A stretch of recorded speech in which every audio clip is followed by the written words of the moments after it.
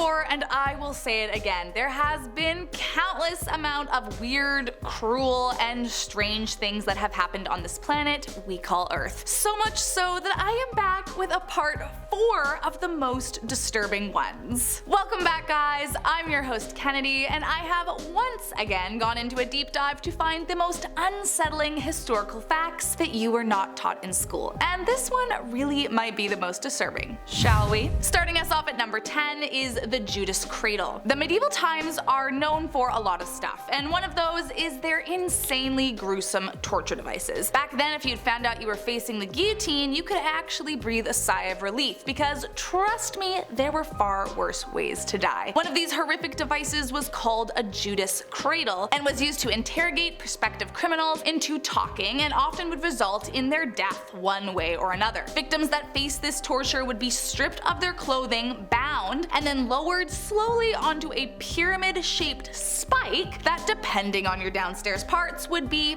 aimed at different areas, I'll just say. Any movement at all would only make the pain worse, so if you weren't telling them what they wanted to hear, they would often rock the victim back and forth, tearing them further open, and they would keep victims here as long as it took, sometimes even overnight. But what about the death part? Well, if you didn't die from injuries received during the torture, or frankly just blood loss, then most died from infection. You see, the spike was never really cleaned, so there was a whole horde of bacteria and disease that would settle onto the spike, inevitably seeping into the victim's nether regions.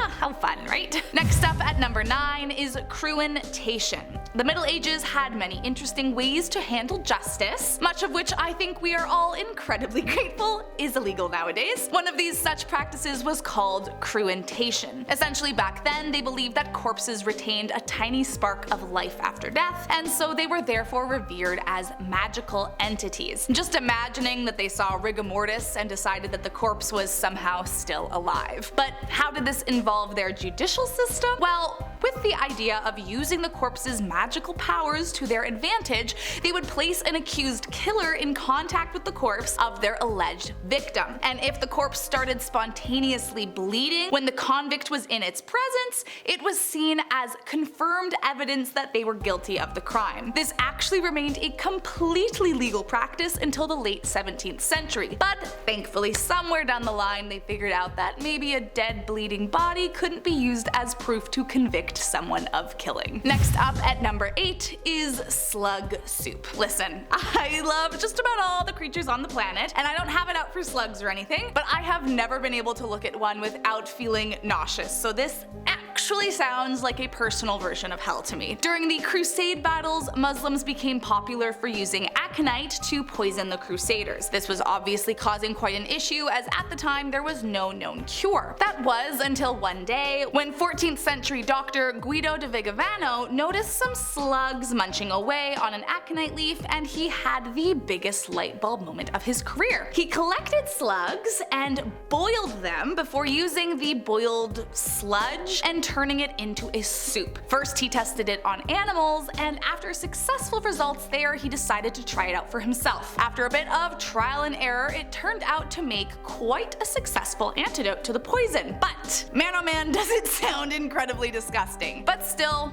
better than being poisoned, I guess. Coming in at number 7 are Transi Tombs. In the Middle Ages, the practice of memento mori, meaning remember you must die, was huge. Memento mori was practiced in many ways: open caskets, churches filled with skeletons of the dead, and years later developed into things like photographing the dead. Their keen attachment to this philosophy likely stemmed from the sheer amount of people dying so frequently due to the overall lack of hygiene, so they had to come to terms with death in a much more peaceful sense than maybe we do now. One of their favorite ways to practice memento mori, however, was with Transi Tombs, which were funerary monuments that depicted the deceased in a stage of eerie decomposition. As you can imagine, they were costly, so usually they could only be resurrected after those with high standing or a small fortune in the bank. At the time, there was an existing belief that the earthly body was merely a transition vessel of the soul, and that after death the spirit would be resurrected. And so in creating these tombs that resembled the decomposing dead, they figured it would help the soul move on more quickly. And while I'm not opposed to all of the reasons behind it, from the modern lens, it is a bit morbid to have statues not only resembling the dead, but looking like zombies lining the streets, and I'm just glad this practice went out of fashion. Coming in at number 6 is bloodletting. Back in the day, the medical practice of bloodletting was used by medieval physicians as they believed it would literally let the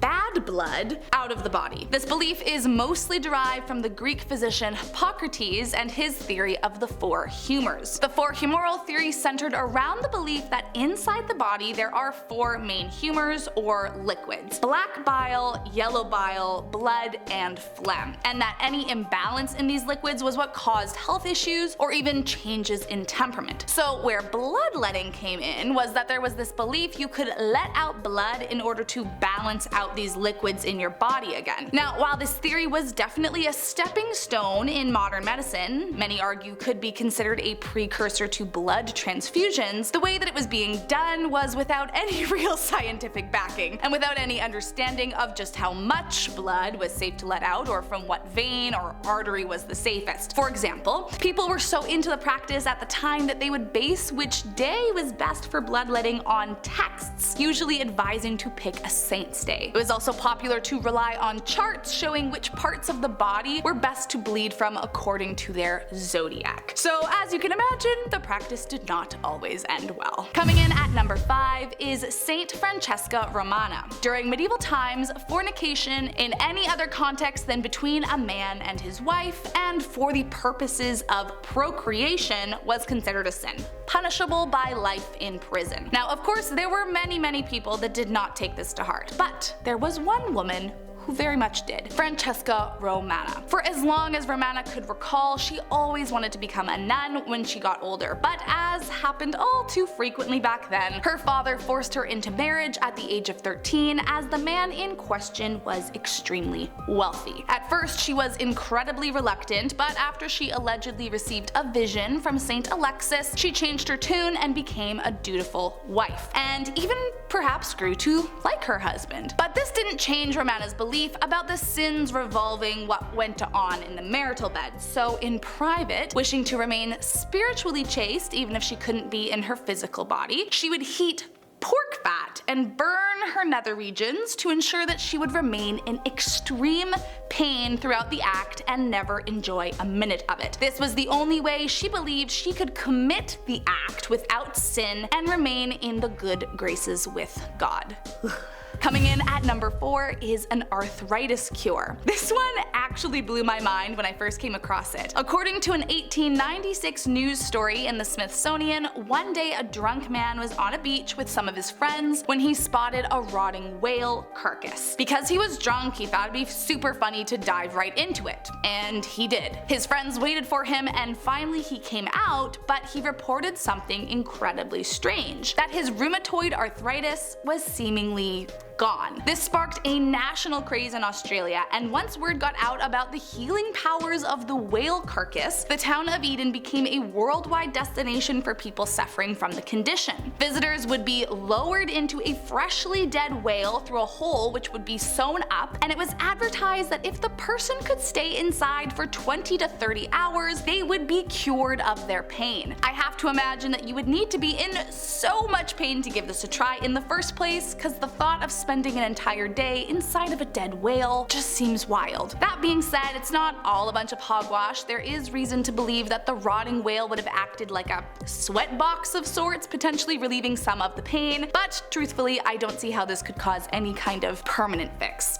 Let's just be grateful there are some other options out there today. Coming in at number 3 is a brutal execution. As As has already been established, one of medieval Europe's most notorious strengths was figuring out the most gruesome way to either torture or kill their citizens. And if you thought that the Judas Cradle was bad, then wait until you hear about this one. To be hanged, drawn, and quartered was a method of execution far worse than any other. At least with practices like the guillotine, it's over quickly enough, but with this one it was quite literally drawn out just to make you suffer. First off, the victim would be tied to a wooden panel and dragged, or drawn, behind a horse to their place of execution. Second, they would be hanged until the point right before they died. Then they would the body, often by disembowelment or emasculating it while they were still alive, before finally beheading them and quartering the body, meaning cutting it into 4 pieces. It was intentionally excessive, as this was a punishment saved for those who committed high treason against the king, and was used to instill compliance and fear in the onlookers. It was most popular in 14th century England, although it remained in the rotation of choices until it was abolished in 1870. Coming in at number 2 are changelings. Across Europe, there was an old belief in changelings, which were thought to be evil creatures left in place of young ones stolen by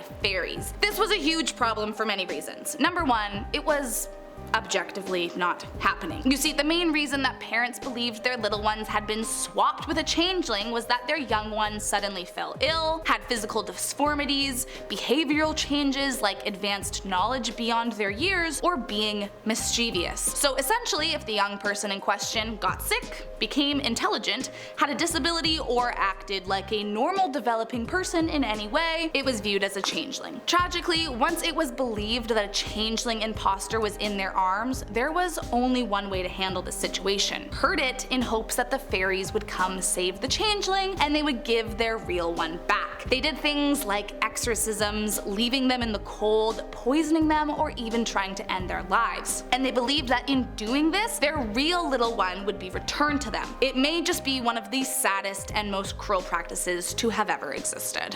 And last up, in our number 1 spot, are Ivy League photos. If you thought there was corruption in the high-ranking areas of society before this, then buckle up, because this one might be one of the most insane things I've ever heard. Apparently, for some time, it was actually required for students enrolling in Ivy League schools to have their photos taken in a grotesquely inappropriate fashion. To put it delicately, you were not allowed to be dressed. This dark underbelly came to light in the 1970s when a Yale employee opened a long, locked room and discovered thousands of photos dating back several decades. It was then uncovered that between the 40s to the 60s, it was a requirement to submit what they called posture photos, which were taken from every single angle and forced the subjects to attach pins to their spines under the guise of studying their spines. Some schools, however, practiced longer. Harvard, for example, began in the 1880s and got away with it until the 20th century. Of course, there was a huge investigation about this, and they found that the photos were used in various studies for big tobacco,